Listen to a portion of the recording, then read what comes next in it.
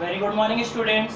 मैं संजय शर्मा आज एक बार फिर आपके सामने केमिकल रिएक्शन एंड इक्वेशन का एक नया पार्ट लेकर आया हूँ। बच्चों, हमारे अभी तक इस चैप्टर में यदि बात करें तो हम लोगों ने डिस्कस कर लिया है कि केमिकल रिएक्शन क्या होती है, हम लोगों ने डिस्कस कर लिया था कि केमिकल इक्वेशन क्या होती है, और हम लोग डिस्कस कर रहे थे about the types of chemical reaction. हम लोग केमिकल रिएक्शन के टाइप्स के बारे में डिस्कस कर रहे थे।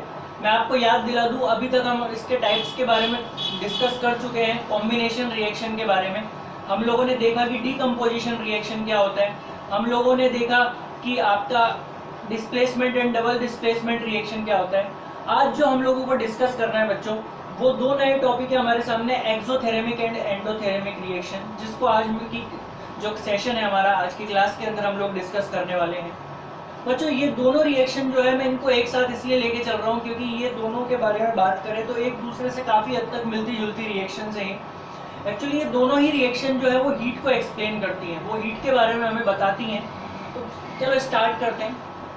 पहली जो रिएक्शन आज हम लोग स्टार्ट करने वाले हैं दैट इज एक्सोथेरेमिक रिएक्शन। यदि मैं एक्सोथेरेमिक रिएक्शन के बारे में आप लोगों से डिस्कस करूं तो एक्सोथेरेमिक वर्ड का मीनिंग क्या होता है, इसको मैं दो पार्ट में डिवाइड कर लेता हूं। फर्स्ट पार्ट होता है आपका एक्सो एंड सेकंड पार्ट जो होता है वो होता है थेरेमिक। बच्चों, ये जो थेरेमिक वर्ड है, ये थेरेमिक वर्ड जो है ये किसको रिप्रेजेंट कर रहा है? ये हीट को रिप्रेजेंट करता है। अब याद रखना, थर्मल वर्ड, थर्मल जो है वो हीट को रिप्रेजेंट करता है। तो ये थेरेमिक वर्ड है, ये थर्मल से मिलकर बना हुआ है और ये रिप्रेजेंट करता है किसको? हीट को। ठीक है। एक्सो, एक्सो का मतलब एग्जिट, एग्जिट का मतलब किसी चीज का बाहर निकलना। थेरेमिक मतलब हीट, एक्सो का मतलब एग्जिट होना, मतलब कि क्या होना? हीट का बाहर निकलना, हीट का रिलीज होना, हीट का एग्जिट होना, या फिर मैं बोलूं हीट का इवॉल्व होना। एक ऐसी केमिकल रिएक्शन जिसके अंदर क्या होता है, जब रिएक्शन डन होती है तो आपके प्रोडक्ट में से हीट क्या होती है? इवॉल्व होती है, मतलब कि आपको हीट का लॉस होता है फाइनल प्रोडक्ट में से। तो इस तरह की जो केमिकल रिएक्शन है उसे हम लोग क्या कहते हैं? उसे हम एक्सोथेरेमिक रिएक्शन कहते हैं। मतलब एक ऐसी केमिकल रिएक्शन जिसमें आपको क्या होता है, रिएक्शन डन होने पर, मतलब कि प्रोडक्ट का फॉर्मेशन होने पर हीट का इवोल्यूशन होता है, मतलब कि हीट रिलीज होती है। तो ऐसी केमिकल रिएक्शन को हम क्या कहते हैं? एक्सोथेरेमिक रिएक्शन कहते हैं। मतलब कि क्या होना? फाइनल प्रोडक्ट्स में से हीट एनर्जी का लॉस हो जाना, मतलब कि एनर्जी लूज होना, किस फॉर्म में? हीट की फॉर्म में। देखो, इसको एक एग्जांपल से समझते हैं। ये बहुत इंपॉर्टेंट एग्जांपल है रेस्पिरेशन। ह्यूमन रेस्पिरेशन की बात करें, मतलब कि वो रेस्पिरेशन जो हम लोग डन करते हैं, हमारा जो रेस्पिरेशन है, कई बार क्वेश्चन पूछ लिया जाता है एग्जाम में कि रेस्पिरेशन जो है, ह्यूमन रेस्पिरेशन है, वो किस तरह की केमिकल रिएक्शन का एग्जांपल है। तो हम हमेशा क्या बताते हैं कि ये एक एक्सोथेरेमिक केमिकल रिएक्शन का एग्जांपल है, क्योंकि रिएक्शन डन होने पर ना हीट रिलीज होती है।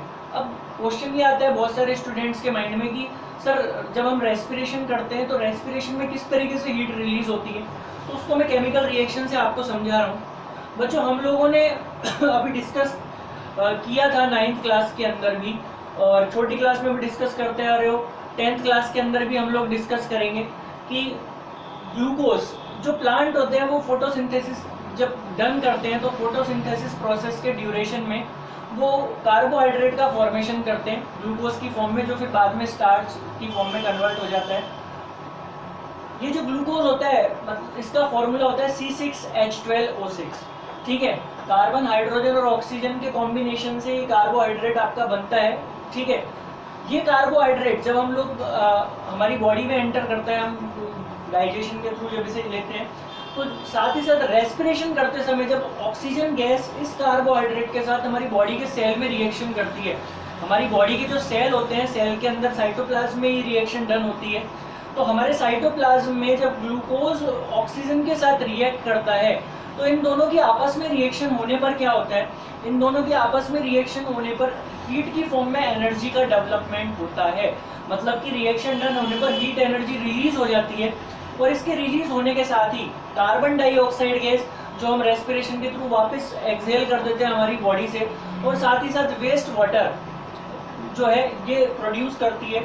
तो यहाँ पर हम क्या देख रहे हैं, जो ये रेस्पिरेशन की एक आपको केमिकल रिएक्शन शो हो रही है, इस रिएक्शन में हमें बिल्कुल साफ दिखाई दे रहा है कि जैसे ही हमारी रिएक्शन डन हो रही है तो हमें हीट एनर्जी क्या हो रही है, इवॉल्व होती हुई दिखाई दे रही है।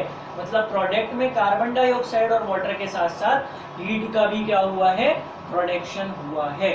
तो type of chemical reaction in which जब हमारा प्रोडक्ट डन होता है तो प्रोडक्ट डन होने के साथ क्या होती है, हीट की फॉर्म में एनर्जी रिलीज होती है।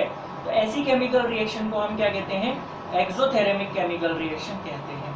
ठीक है, ये तो था आपका एक्सोथेरेमिक रिएक्शन। अब जो सेकंड काइंड की यहाँ पे रिएक्शन लिखी हुई है दैट इज एंडोथेरेमिक रिएक्शन।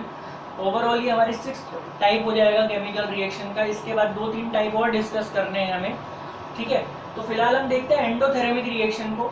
एंडोथेरेमिक रिएक्शन में यदि हम देखें तो ये भी 2 वर्ड से मिलकर बना हुआ है, एंडो एंड थेरेमिक। अब यदि मैं एंडो और थेरेमिक वर्ड के बारे में आपसे डिस्कस करूं तो बच्चों थेरेमिक तो वही वर्ड हो गया आपका, हीट को रिप्रेजेंट कर रहा है। और यहाँ पे जो एंडो वर्ड है ना, एंडो वर्ड जो है वो क्या कर रहा है, वो एंट्री करने को रिप्रेजेंट कर रहा है। एंडो मतलब एंट्री होना, मतलब कि क्या होना, गेन होना। मतलब क्या हो रहा है यहाँ पे, हीट का गेन हो रहा है, मतलब हीट एनर्जी का गेन हो रहा है। एक ऐसी केमिकल रिएक्शन जिसमें क्या होता है, हीट एनर्जी का गेन होता है। एक्सोथेरेमिक में क्या हो रहा था, हीट रिलीज हो रही थी। एंडोथेरेमिक में क्या होता है, हीट का गेन होता है। तो एक ऐसी केमिकल रिएक्शन जिसमें क्या होता है, हीट अब्सॉर्ब कर ली जाती है, मतलब हीट को गेन कर लिया जाता है। फाइनल प्रोडक्ट में हमें मिलती नहीं है, हम इसको बाहर से हीट प्रोवाइड कराते हैं और हीट को गेन कर लिया जाता है रिएक्शन डन कराने के लिए।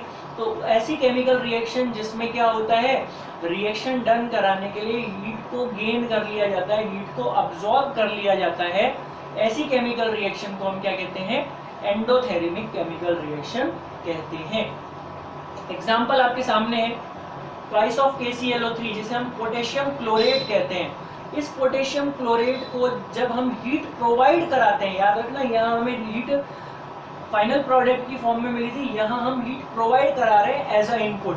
तो जब हम पोटेशियम क्लोरेट मतलब कि KClO3 को हीट प्रोवाइड कराते हैं तो ये हीट की प्रेजेंस में क्या करता है, अपने आप को ब्रेक डाउन कर लेता है पोटेशियम क्लोराइड मतलब कि ट्वाइस ऑफ KCl की फॉर्म में, और साथ ही साथ ऑक्सीजन जो आपको दिखाई दे रहा है 3O2, तो 3 मॉलिक्यूल्स ऑफ ऑक्सीजन ये अपने फाइनल प्रोडक्ट से क्या कर देता है, रिलीज कर देता है। Is it clear? तो इस रिएक्शन में हमें क्या दिखा कि हमने हीट को क्या किया था, एज अ इनपुट यूज किया था, मतलब कि हमने हीट को अब्सॉर्ब कराया केमिकल रिएक्शन में ताकि हम प्रोडक्ट का फॉर्मेशन कर सकें। तो एक ऐसी केमिकल रिएक्शन जिसमें हीट हमें आउटपुट की फॉर्म में मिलता है, मतलब कि हीट का इवोल्यूशन होता है, दैट इज कॉल्ड एक्सोथेरेमिक रिएक्शन। और एक ऐसी केमिकल रिएक्शन जिसमें हीट हम क्या करते हैं, जिसमें हीट का अब्जॉर्प्शन होता है, मतलब कि हीट को अब्सॉर्ब किया जाता है, ऐसी केमिकल रिएक्शन को हम कहते हैं एंडोथेरेमिक रिएक्शन। आई होप आप लोगों को समझ में आया होगा आज का सेशन। इस चैप्टर के ऊपर ऑलमोस्ट 2 लेक्चर्स और हमारे होने हैं। नेक्स्ट लेक्चर में हम डिस्कस करेंगे कुछ और केमिकल रिएक्शन के टाइप, जैसे कि आपका ऑक्सीडेशन, रिडक्शन एंड रेडॉक्स, और फिर थोड़ा बहुत आप लोगों को उन्हीं के कुछ प्रॉपर्टीज़ के बारे में डिस्कस करना है और थोड़ी बहुत एक्सरसाइज, और उसी के साथ ये चैप्टर डन हो जाएगा। जिस भी बच्चे ने मेरे पुराने वीडियोस को नहीं देखा है, इस चैप्टर को पहली बार देख रहे हैं, वो सब लोग पुराने वीडियोस को एक बार देख लीजिएगा ताकि आप लोगों को चैप्टर में कोई डाउट नहीं हो। मेरे सारे वीडियोस जो हैं वो मेरे यूट्यूब चैनल पर आपको मिल जाएंगे, लिंक मैं आपको भेज दूंगा। ठीक है, आप मेरे वीडियोस को लगातार देखते रहिए और अपनी एजुकेशन को बरकरार रखिए। ठीक है, थैंक यू सो मच।